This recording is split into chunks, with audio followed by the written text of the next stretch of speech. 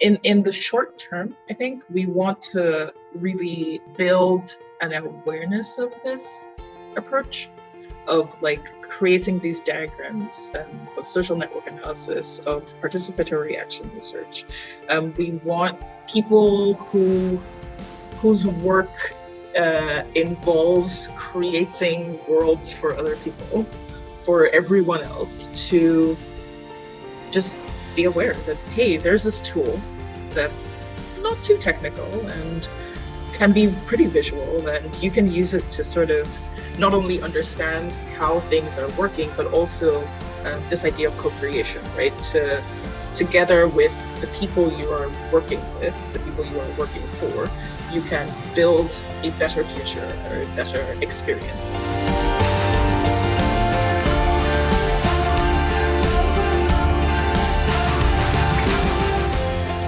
Welcome to the Wonder Podcast. This is your host, CCB, and today we're going to be having a conversation with one of our 2021 Wonder Grant award-winning teams.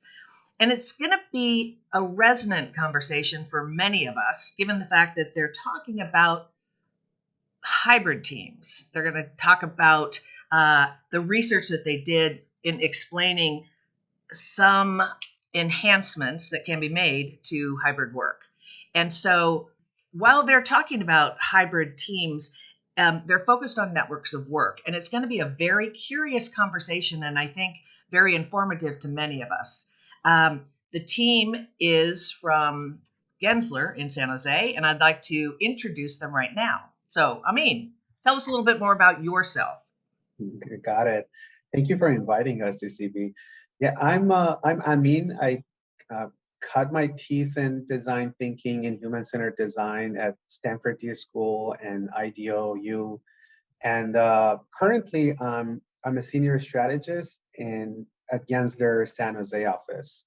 My background is in architecture and design. I got my PhD in architecture about 5 years ago. And my focus at the time was on workplaces, organizational change, and social learning.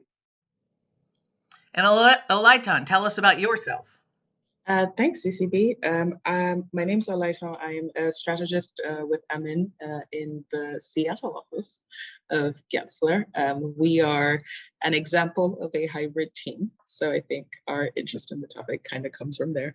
As with Amin, I have a background in architecture and have done research in the past on teams working, how teams work and how design teams work, and all the interesting things that go with that. So this project has been an exciting blend of our interests and sort of the things that we're curious about. So we're excited to share it with you today.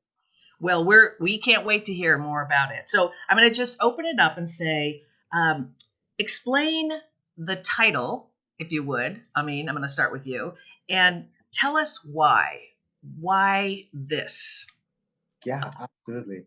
So the title, obviously, like networks of work, and the subtitle is co-creating hybrid teams, social dynamics, collaborative behavior, and work culture.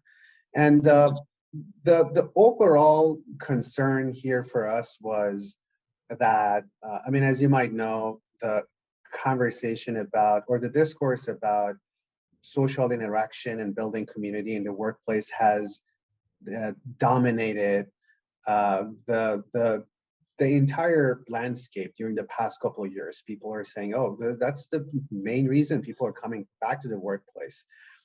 We wanted to test that hypothesis and at the same time take a look at what is it that is really, what is it that people mean by social interactions? And the co-creation side of it, so the part that has to do with networks of work, we started looking at people's social relationships and interactions in a workplace from a social network analysis perspective or organizational network analysis perspective, which kind of like helps us to look at these interestingly beautiful networks of how people connect with one another. The part that has to do with co-creating hybrid teams, and that's in the title too, is looking at how to get to a desired network. So let's say that we map the current network of how people are interacting. Is there a desired network that we can get to it? And the co-creation part of it has to do with inviting the employees, inviting the folks in the workplace to build that desired network. I wanted to add to, because there's something Amin described that I absolutely love, and I think really drove this project. Him talking about community. That's, I think if we think back to post-pandemic life, let's call it that, a lot of our sense of community was really tied to space and tied to like being in the same place with people, having these like amenities that promoted a sense of culture and community and helped you know what an organization was about. But like our team, as an example, which is a distributed team, we kind of saw moving like post-pandemic, the world of work is geography doesn't really matter as much as it maybe would have before. So then, how do we, what does culture and community and learning and all the things that make workplaces special, what does that mean in a post-geographic world? Okay, that has to be my favorite phrase in your and I know you might think that's silly when I read the whole report, but when you think about post-geographic work landscape, I mean, it speaks to everything that you're saying on Lifetime, and the nature of community is actually a through pull in all of the Wonder Grants this year. I found it very, very curious. And are we feeling that the loss of community or the change in community in such a way that we want to spend more time and understand more about it?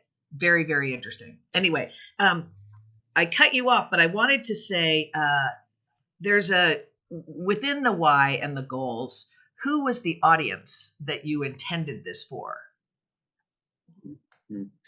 We kind of were we were thinking about, and we thought about it with amazing mentors that we had at one workplace, and I gotta say that they helped us a lot throughout this journey.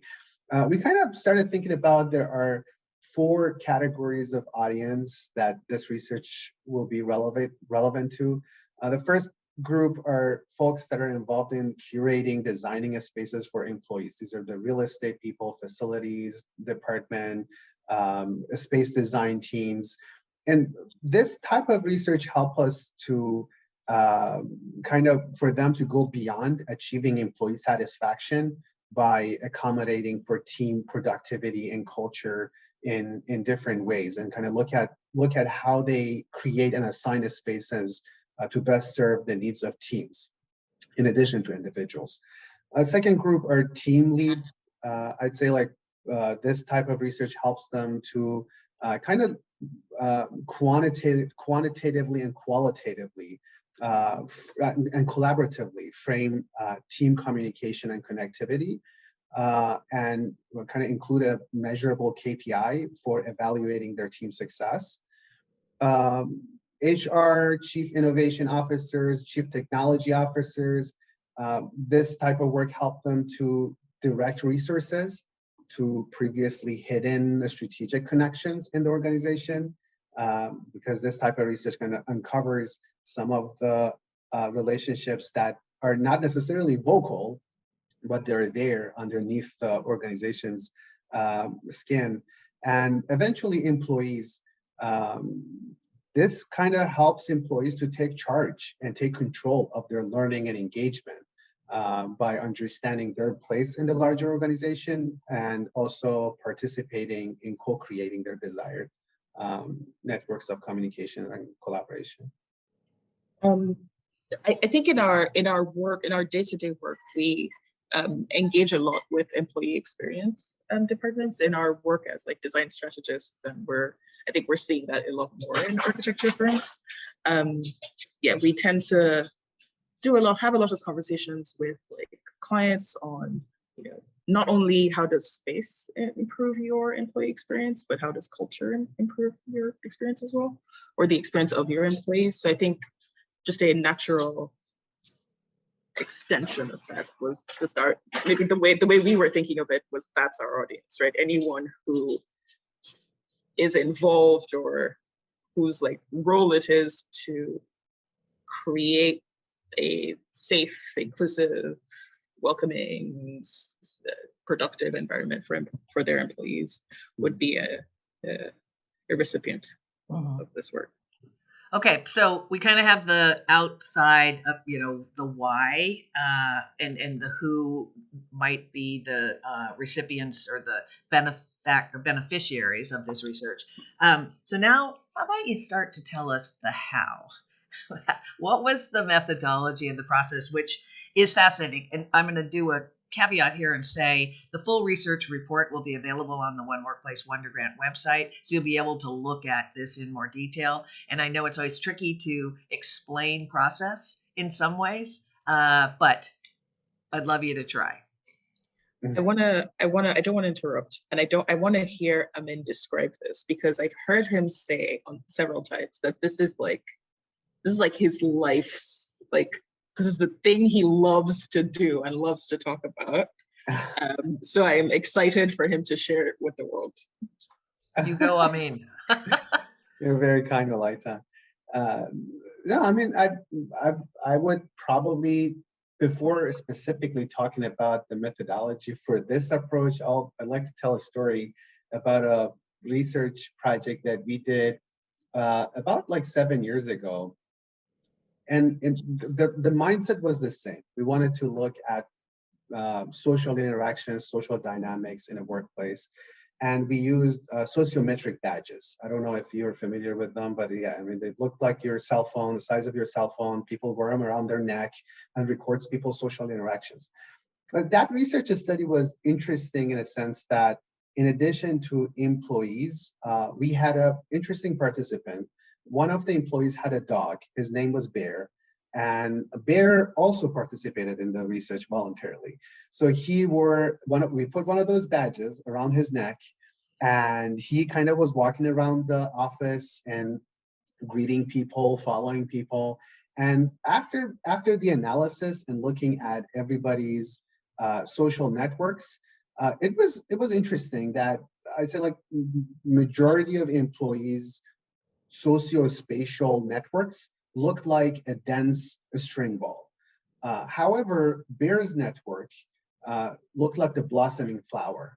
And the dense string ball happens because you just go to the people that you know and you interact with those folks and you ask one person 10 times different questions. You go to you have your own team after a while. But Bear, I mean, he didn't know any organizational hierarchy, didn't limit his interactions inside his team, immediate team. He was highly mobile at the office. And most importantly, he kept his interactions very short and very sweet.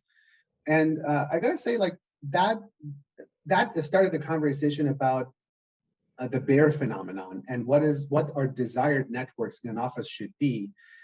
So when it comes to this study, we started looking at, hey, it's not enough. We asked ourselves, it's not enough to map people's current interactions. Let's ask them or map people's desired interactions, and then have a conversation about how to get from current to desired. Well, obviously, and maybe unfortunately, we couldn't really map people's interactions using sociometric badges because nobody's physically in the office. So we had to launch a survey for this first phase. And we asked a bunch of questions. Who do you frequently interact with? How often? What are the different roles? And then we asked the same questions and we put people in the mindset of the future, and we asked them, hey, in an ideal scenario, how would your interactions change?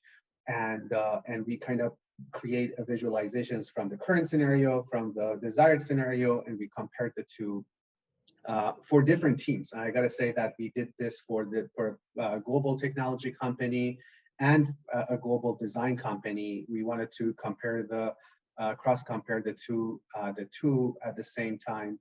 And again, like this was the part one of our research. The part two that is inspired by Participatory Action Research will be done in the next couple of months, where people are gonna come and take a look at these networks. People who participated in these studies will take a look at these networks and try to unpack it for us and talk about it. That what do these numbers mean, and add a qualitative layer to all of this, and add their own story to the quantitative networks.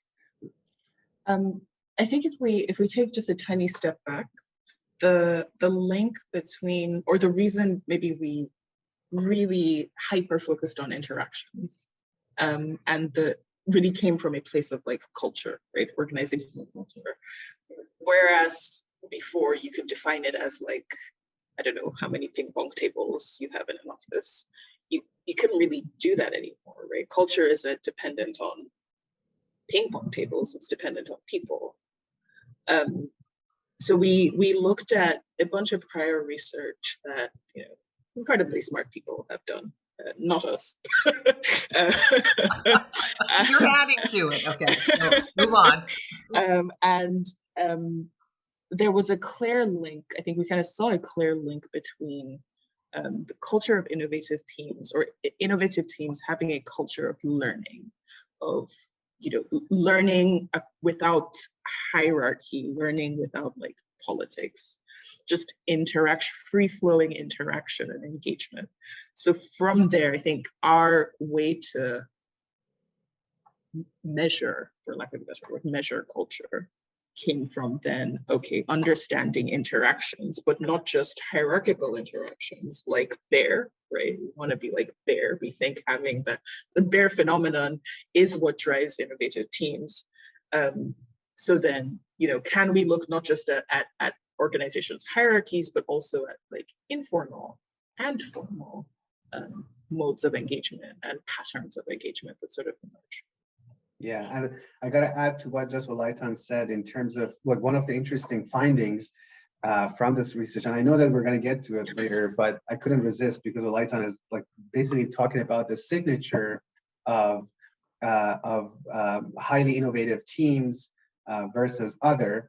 And I would say like the technology company, for example, in this study, their network had a higher range, and range meaning that they reach out to more people, their teams reach out to more people, and higher centrality, which means they do more cross-pollination. And these are both indicative of a work process that relies on outside inspiration as a key predictor of innovation. Alternatively, the design company's network had higher density and interconnectivity among immediate team members. And these are key predictors of efficiency and focus on task delivery. So again, to Laitan's point, these different behaviors from a social network analysis, they have different signatures. And as soon as you see the network, you can tell that, oh, this company is geared towards more innovation. This one is more efficiency. This one is more about productivity and task delivery. And kind of you can start telling those differences. Well, one of the curious thoughts I had during this, because it is talking about work culture, the research intends to talk about work culture, but it feels like it's a different definition of culture than what we might, you know, normally think. Could you speak to that to just a tiny bit? It's a narrower definition of culture, and that I think was intentional for the sake of for measurement's sake. You know, there's so many intangibles that go into culture, and I think the phase 2 of this work, we'll get into that, where that's less like we're not measuring as much, but then we're understanding experience a little bit more. We're hoping to have conversations to then unpack some of these signature. I mean, you are so poetic the way you describe things. These signatures that sort of came up to, you know, it's not our intention to say like one is good and one is bad. That's not at all our intention, but rather to say, hey, here's what's happening. Is this what you think is happening? Is this what you want to be happening? Is there another way you want to be doing things? And yeah, so sorry, back to the definition of culture. Right now, we've kept it narrow just so it's measurable, but then it'll get more into the experiential parts of culture. And I think you actually, I mean, the report does reference that the nuances from the next phase fill out that picture all the way across the breadth of the research. Exactly. Okay, so then if you don't want to talk about any other part of process, and I mean you've described the survey and the characters that you spoke with or interacted with, and the two dominant organizational what's the word I want? Structures, if you will, from the technology organization and the design organization. So how about if you start to share some of the findings, because there's the richness of the findings. And I'm also going to say again, there are, from a process standpoint, in the report, there are diagrams that really inform some of the definitions that they've been giving us, Amin and Alaitan. So move into findings. I'll probably just, before focusing on the finding, I'm just going to add another quick story anecdote, and then have Olaitan expand on it. I remember, like previously, prior to pandemic, whenever we did similar research, and we kind of looked at current network, desired network, and across the board, the employees' desired network is usually denser, and it's more interconnected. So people are asking for more social interactions, more cross-pollination.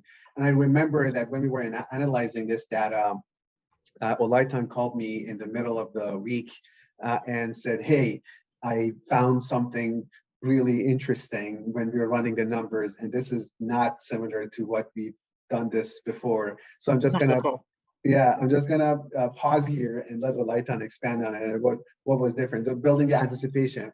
And I know this is like a cliffhanger. Come on, Olaitan. So like Amin was saying, like previously when this sort of work has been done, just consistently, a desired network is always, right? People want to be more like Bear, right? You want to have more engagements, more like free flowing, everyone talking to everyone. This time it was different. That was not the case. That was not the case at all. It seemed like what we were seeing was that the current networks have expanded a little bit, even though like in the design case, they are a little bit, more constrained, but then in both contexts, the desired network was smaller, wasn't as expansive, wasn't as, everyone really doesn't really want to be talking to everyone right now. And I think that was a couple of things make that just completely fascinating. One, I mean, we think of the time and the way we've been working right now. And I think that's where the nuance will kind of give a lot more color to that. It's just, we've been working in just like hyper engaged, just always on for 2 years. And I think people are starting to get tired of that. That's at least like we're speculating on that. I think it'll be, I'm completely fascinated, I can't imagine what the reasons for that would be. Or I guess I am imagining, but it'll be great to hear what people are saying the reasons for that would be. But the other thing, and there's a second point that I've now forgotten. Just blanked. You can come back to it. It probably will come back to you, because you're talking. This was, observations around the process. However, you're in the findings, so you're synthesizing. You're looking at and making your observations along with the data. Right, and we're seeing something completely. I remember it now. We're seeing something completely different from what we sort of confidently were expecting to see, and I think it points to maybe. I think as a researcher, you always want to critique your own work. It points to maybe a slightly narrow definition of culture and interactions that we were then measuring, because, then, maybe interactions aren't the strongest measure, aren't the only measure, or maybe there's a different way people are thinking about culture now that we're working in this new we're in this new experimental world where everything is completely different. Yeah, I was going to say, I would make an observation that I have heard on numerous occasions, that the this interaction in the distant world of Zoom and is broader because of the amount of people, but it's not deeper.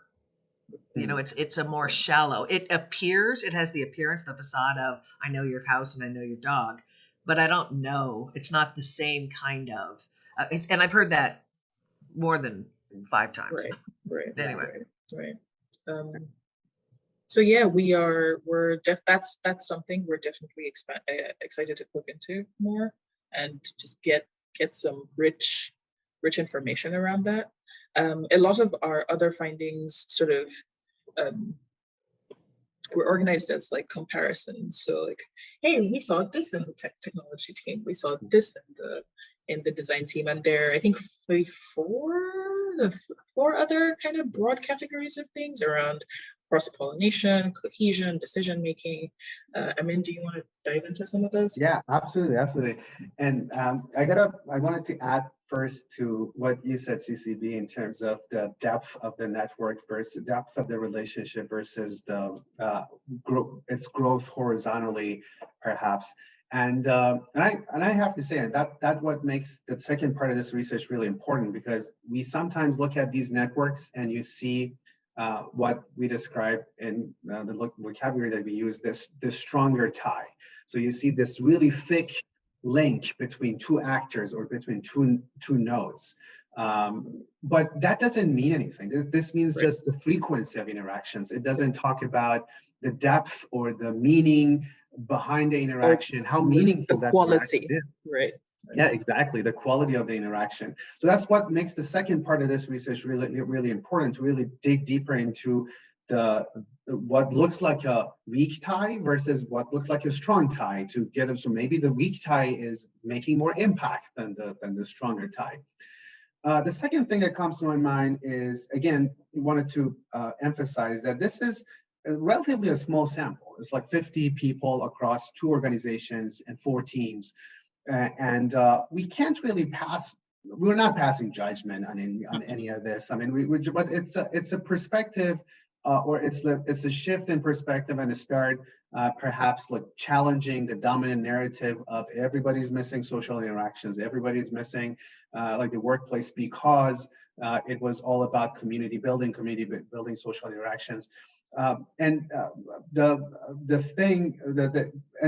the research is more about a proof of concept for a methodology or a kind of way of looking at these social interactions, as opposed to kind of just launching surveys and asking folks, what is it that you miss about the workplace?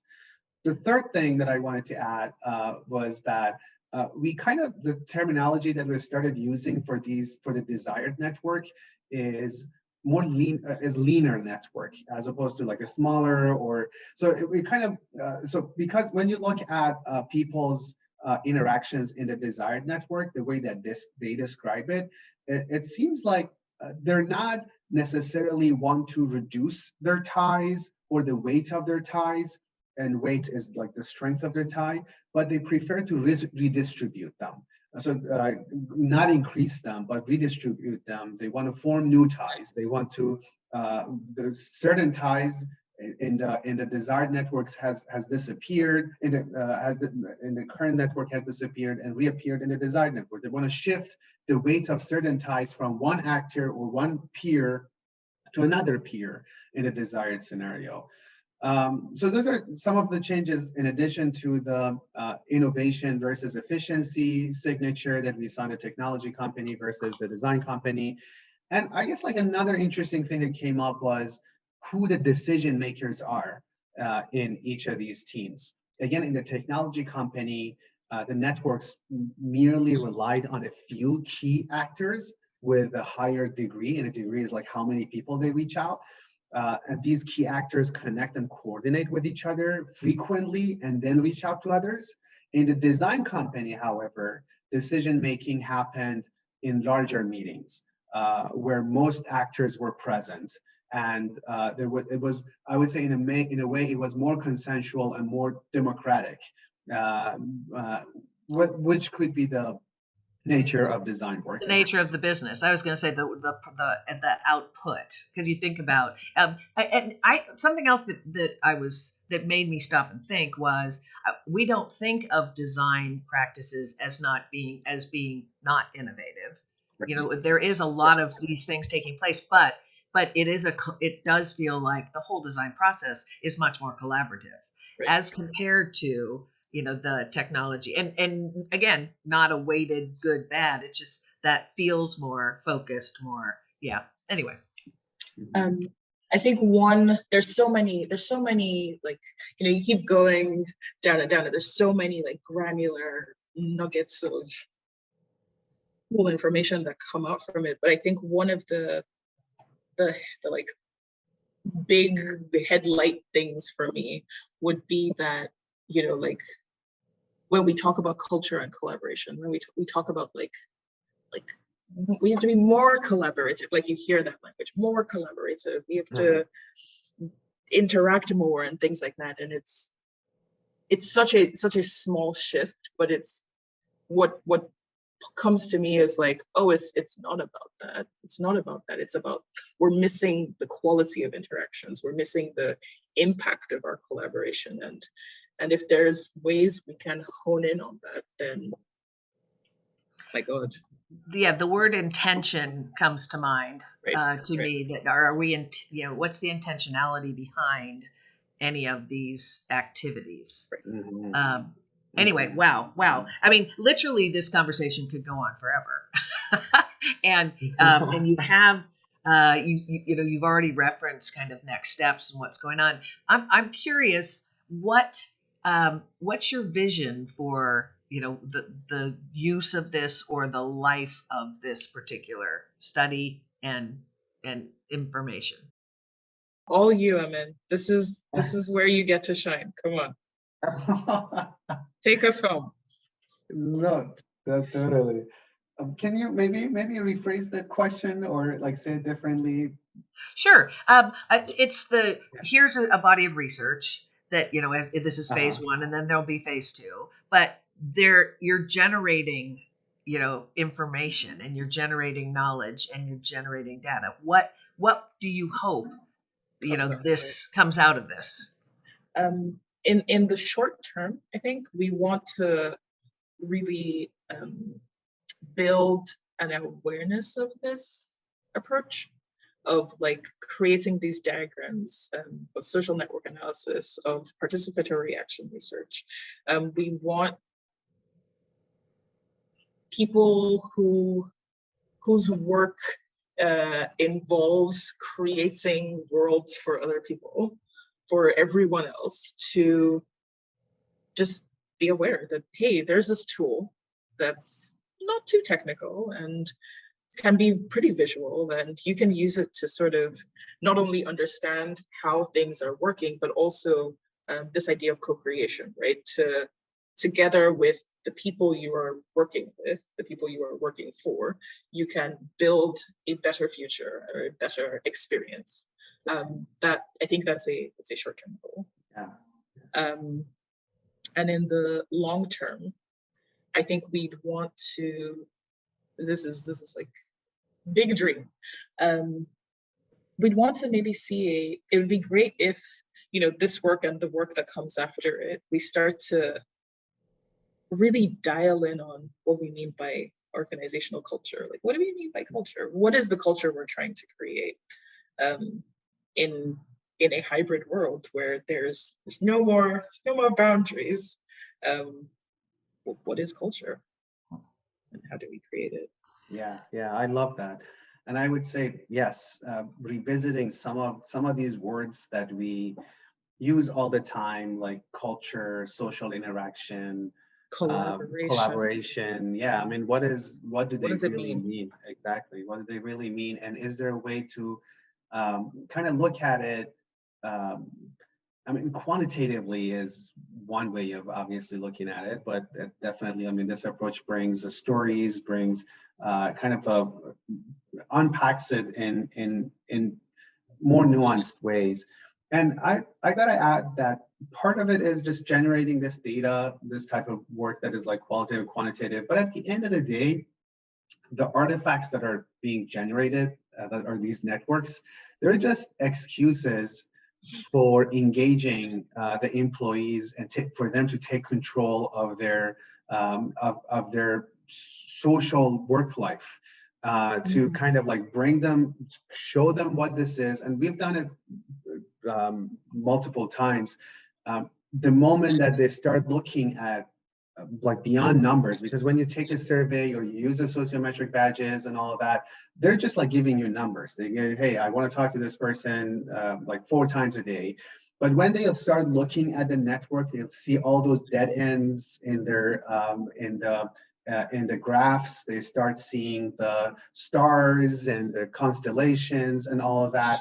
And constellations, traditionally, I mean, they come with the stories, right? So they start looking at these constellations, start telling us stories, and they gradually they take control of the narrative, and they in a way they become the owners of their social work life, and think about how to build new rituals, how to build new ways of connecting, so that they can get to their to the desired scenario. So it's more, I would say, like for Olaitan and I, it's a Trojan horse of giving more power to employees and giving more power to folks that are kind of are the greatest assets for these organizations. Okay, that's pretty well said, and that's very broad in your desire.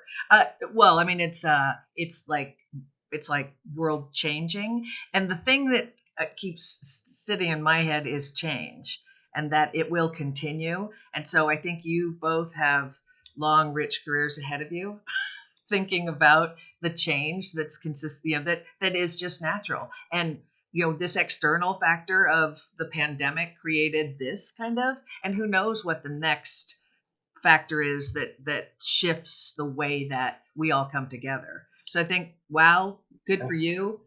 Thank you so much for sharing. We're like right at the end of our time. So I am just going to say, Amin and Olaitan, thank you so very much for sharing your research on networks of work. And all of this information, as I've said earlier, will be available on the ONEder Grant website. And thanks to all of our listeners. All of our streaming services will capture the ONEder podcast, and we will look forward to talking to you again soon. Thank you very much. Bye-bye. Thanks so much. All right. Thank you, and bye.